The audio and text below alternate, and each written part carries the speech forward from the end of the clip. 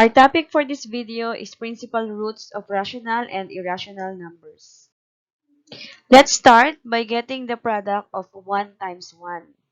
As you can see, parehong numbers yung pinagmultiply natin, so pwede siyang isulat as 1 squared. So 1 squared, that is 1 times 1, so equal to 1. Next is, we have negative 1 squared. That is also the same with 1 squared.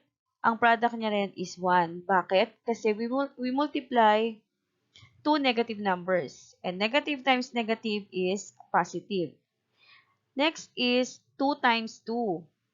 2 times 2 can be written as 2 squared. So 2 squared is equal to 2 times 2 and 2 times 2 is equal to 4. That is the same with negative 2 squared. Next is we have 3 times 3 or 3 squared, that is equal to 9. The same with negative 3 squared, that is also equal to 9. Next is 4 times 4 or 4 squared is equal to 16. The same with negative 4 squared, that is also equal to 16. Next is 5 times 5 na pwede ring isulat as 5 squared is equal to 25. And also, negative 5 squared is equal to 25. Okay? Pag merong squared, ang ibig sabihin is 2 times mong imumultiply yung given number. Hindi mo imumultiply yung isang number dun sa exponent. Okay? The exponent will tell you on how many times you will multiply the number. Next is, we have 6 squared. So, 6 squared, 6 times 6 is equal to 36. The same with negative 6 squared. Next is 7 squared is equal to 49. And also, negative 7 squared is also equal to 49. We have 8 squared is equal to 64. And negative 8 squared is also equal to 64. We have 9 squared is equal to 81. And negative 9 squared is equal to 81 then. And we have 10 squared is equal to 100. Also, negative 10 squared is equal to 100. So, yung mga numbers na 1, 4, 9, 16, 25, 36, 49, 64, 81, and 100 ay tinatawag nating perfect square numbers. Bakit sila tinawag na perfect squares? Kasi sila yung product ng dalawang numbers na pinagmultiply. Yung two equal numbers na pinagmultiply. So, they are perfect squares. Principal root is the positive square root of a number. It can be rational or irrational. Kanina, we have the perfect square. We have 2 squared or negative 2 squared is equal to 4. Kapag in-square root natin yung 4, ang answer natin is either positive or negative 2. So, pag ang tinatanong ay principal root, ang sagot lang natin is yung positive 2. Next, we have 3 squared or negative 3 squared. Kapag in-square root natin ang 9, the answer is 3 or negative 3.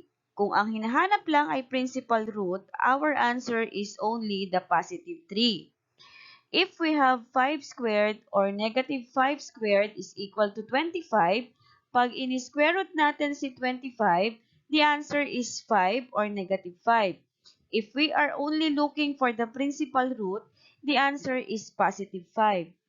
Next is 6 squared or negative 6 squared. That is equal to 36.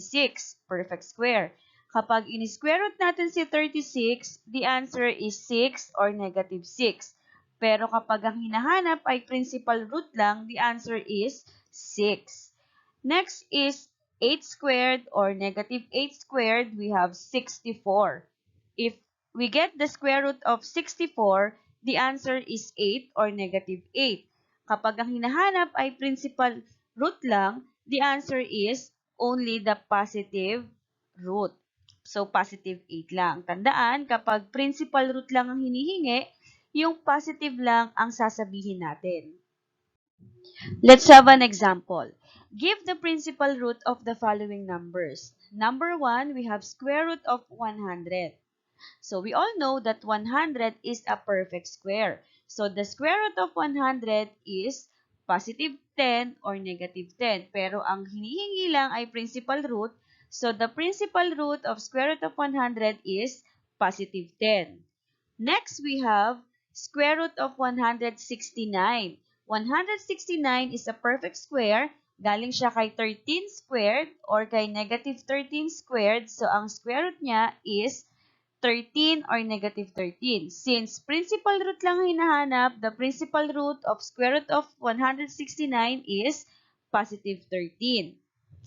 Next is square root of 0.64. So, yung number 64, alam natin na galing yan kay 8. Dahil nga decimal number, the square root of 0.64 is positive 0.8 and negative 0.8. Dahil nga principal root lang ang hinahanap, the answer is 0.8. Next is the square root of 4 over 9. So, the numerator is a perfect square. The denominator is a perfect square. So, let's get the square root of 4 and 9. So, we have 2 over 3. Dahil nga principal root lang hinahanap, we give only the positive root. Next is square root of 100 over 121. So, 100 is a perfect square. 121 is also a perfect square. So, ang square root nila is positive 10 over 11 or negative 10 over 11. Dahil nga principal root ang hinahanap, the answer is 10 over 11. Let's move on with irrational numbers. These are non-perfect square numbers and non-repeating and non-terminating decimals. So kapag sinabi nating non-repeating, sila yung hindi inuulit or hindi nagpapakita ng pattern. Pag sinabi namang non-terminating, hindi natatapos yung ating decimal numbers. So kung meron tayong square root of 2, square root of 7, square root of 11, and square root of 20, the numbers 2, 7, 11, and 20 ay hindi perfect square numbers. So, pag kinuha natin ang square root niya, we have this value. As you can see, wala naman diyang pattern na nakita, so hindi yan repeating, at nakita natin na merong tatlong dots sa dulo, so hindi yan terminating. So, that is non-repeating and non-terminating. Hindi dyan natatapos yung ating value for square root of 2. The same with square root of 7, square root of 11, and square root of 20. These numbers are example of irrational numbers.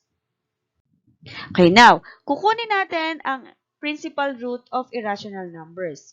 So, para kunin to, kailangan natin yung dalawang consecutive integers ng irrational numbers. So, dapat familiar tayo sa table of square roots at table of perfect squares. Dahil dito tayo hahanap ng dalawang consecutive integers kung saan pwede nating ilagay sa gitna yung ating irrational numbers.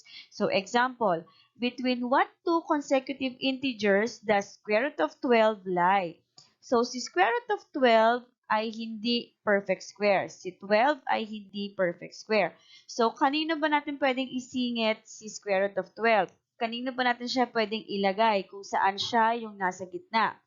So, sa ating table, pwede nating ilagay si square root of 12 sa pagitan ni square root of 9 at square root of 16.